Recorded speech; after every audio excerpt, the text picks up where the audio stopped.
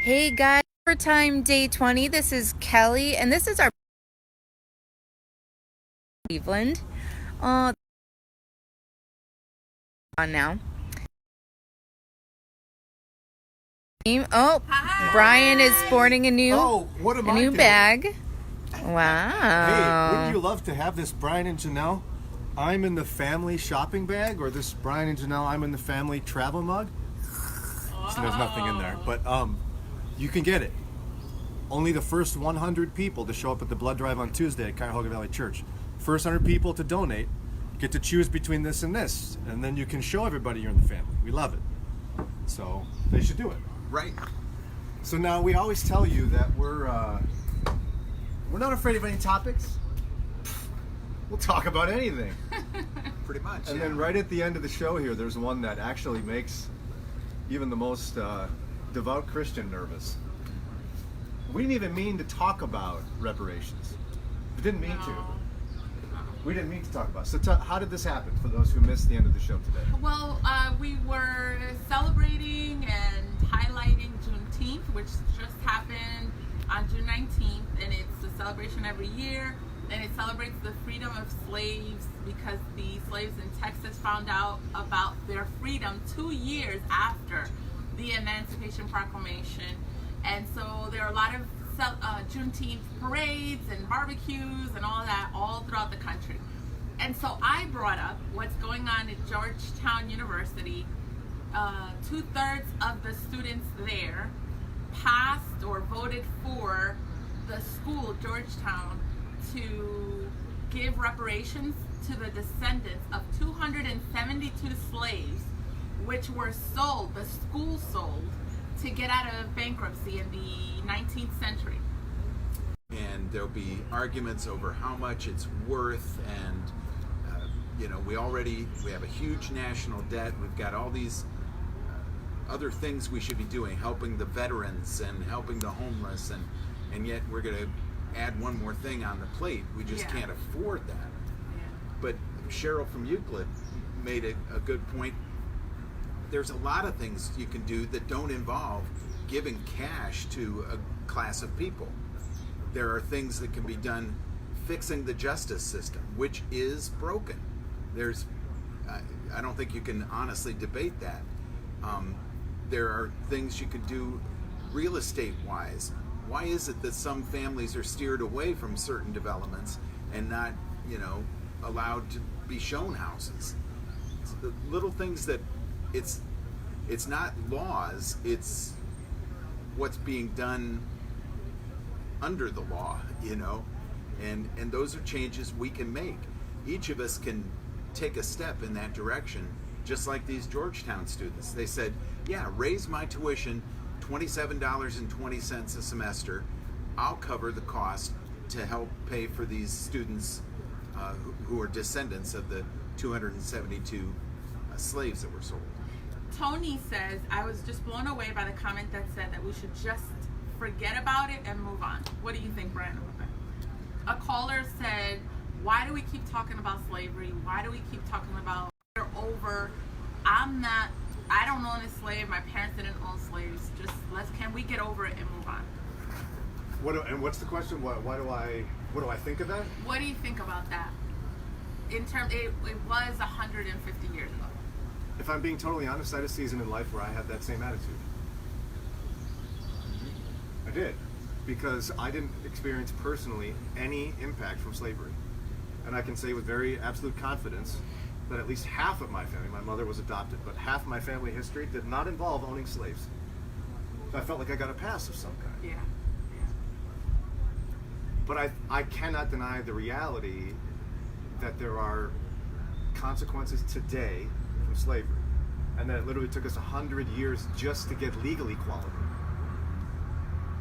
So I just don't know what problem in life I'd be comfortable looking at someone and saying, get over it, it happened a long time ago. Have we as Americans ever even publicly declared it was horrible? I don't know, am I missing something? Has there been some sort of wow, that was a huge scar in American history, I wish that would have never happened? Has there been some sort of collective movement to do that? I don't think presidentially or Senate or House of Representatives. I think groups like Promise Keepers 10 or 15 years ago, racial reconciliation was one of their big topics, and that was part of it, that they were decrying the evils of slavery and Jim Crow and all of that, and trying to, reunify. But that's one group out of 350 million people. And I'm also an advocate of intellectual consistency, and so when I find inconsistencies, it drives me bonkers. And Anita texted in and said to us wisely, no one would ever look at a Jewish person and say, why don't you just get over the Holocaust? That was a long time ago. By the way, well before even we found legal equality in the United States. The Holocaust was in the 1940s, late 30s, early 40s. Yeah. So we're talking about 1965 as the Voting Rights Act. Nobody would say that to a Jewish person. Why? Why would you never say to somebody, get over it? You weren't in the Holocaust. Right. It was your grandparents. Right. Or you're Jewish, but your parents weren't in there. They survived. Why wouldn't we say that? Because it was horrible, and it defines that people group and will for a long time. Right. I think the So why is it okay Holocaust. to... Sorry, go ahead. The Holocaust is less personal for Americans because it's like, well, that was in Germany. It's easier to not say that, Yeah. because true. I hear defensiveness when people say that. I'm not racist. I didn't own a slave, which is true. I'm just saying And nobody that's where said you the were. discomfort comes from. The pushback. Why do we personalize it like that? You know what I mean? Like, Well, they can say the same thing. Why, as a black person, do you personalize it? You weren't a slave. so why do we? Okay, the reason I think we See what I just did there? I'm making you No, answer. yeah, I know. See, but I'm more courageous than you are. I know you are. So after I'm done answering, you're going to answer. The reason why I think we personalize it is because the consequences of the process we're going through in terms of legalizing equality and really making things equal, real estate wise, education, the prison system, the justice system, we're still feeling it. So it is personal.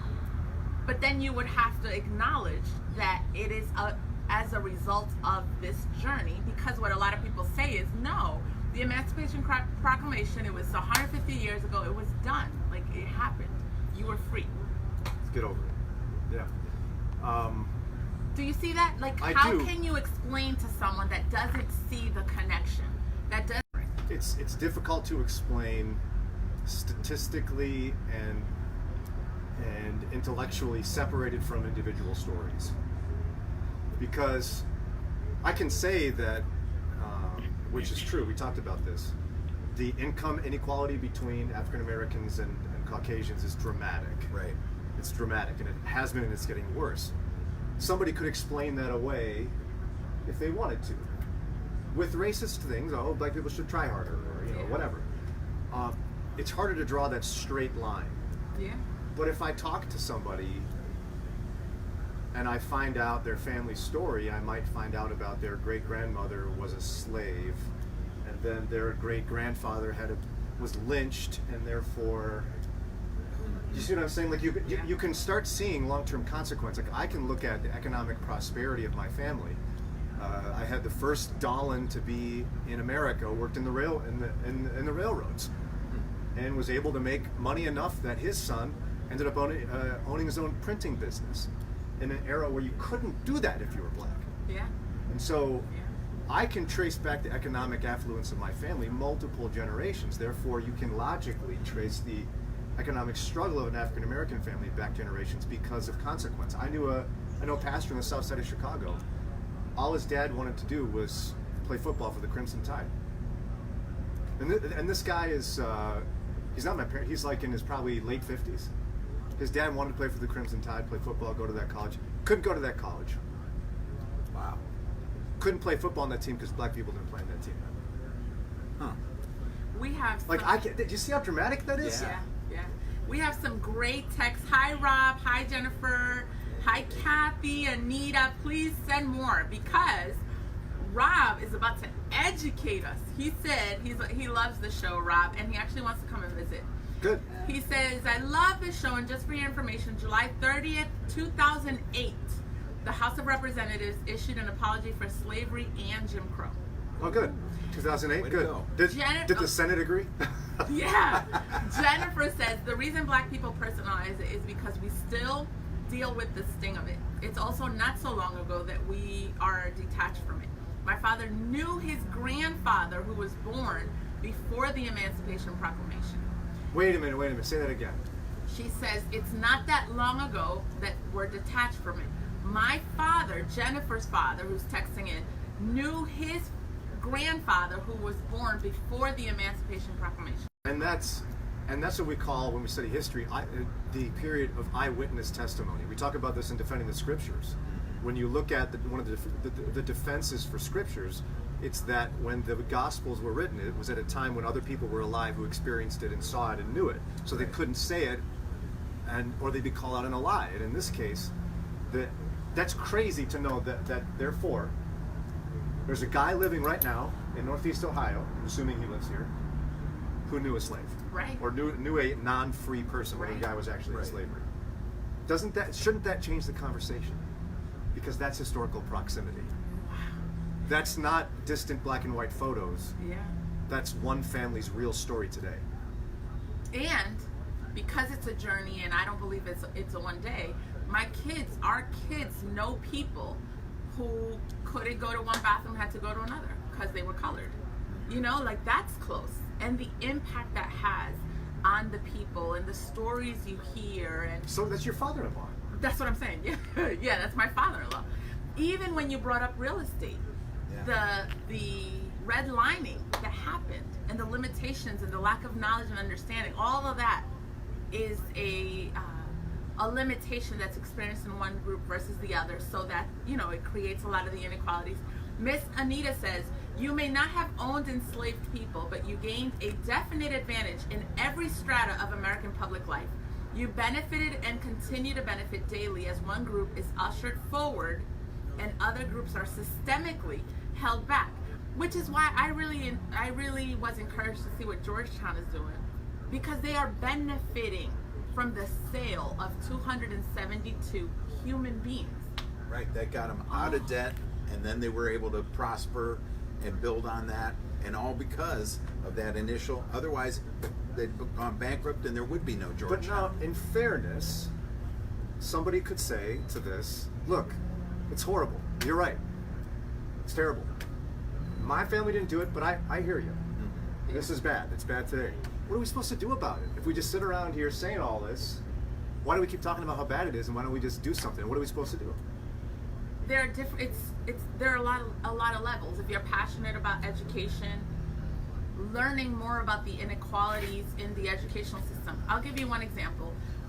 With the redlining and history, like that happened in history, the way it's affected school systems in different cities, and how that determines kids' future because of the financial struggles in certain cities that were defined because of racism. So all I'm saying is, whatever your passion is that the Lord has put in you, use that to plug in, whether it's the justice system or maybe the kid next door to you, or you see what I'm saying? There's ways you can plug in as an individual and make a difference. These kids in Georgetown figured it out. See, I wonder though if we have a hard time, because I think we have a hard time even acknowledging it's a problem. For a lot of people, yeah. I think we have a hard time acknowledging it, and I wonder if it's because of the pressure of a solution. Like feeling so powerless to solve something. If I admit there's a real problem, how am I supposed to do anything about it? There's almost a feeling that it's unfixable. Yeah. Because we're so far deep into inequality that we don't see a way out. So maybe it's easier just to say, ignore it, because if we just get over it, then we don't have to deal with this, which is so hard to deal with. But we won't get over it. It's a cancer within our country, and it's just going to fester and grow. We have to cut it out. We have to open it up and admit it's there and seek a treatment. So, by the way, if you're a person who believes Christians ought to have these kind of conversations, and you're enjoying watching three people squirm talking about reparations on a Christian Facebook page, Yeah. click like, click love, share, comment, and share this so you can start these own conversations in your own circles of friends here on Facebook. But I mean, I agree with you. I'm asking you the question for the sake of argument. Obviously, right. I don't want anyone to think I'm like, what's he thinking?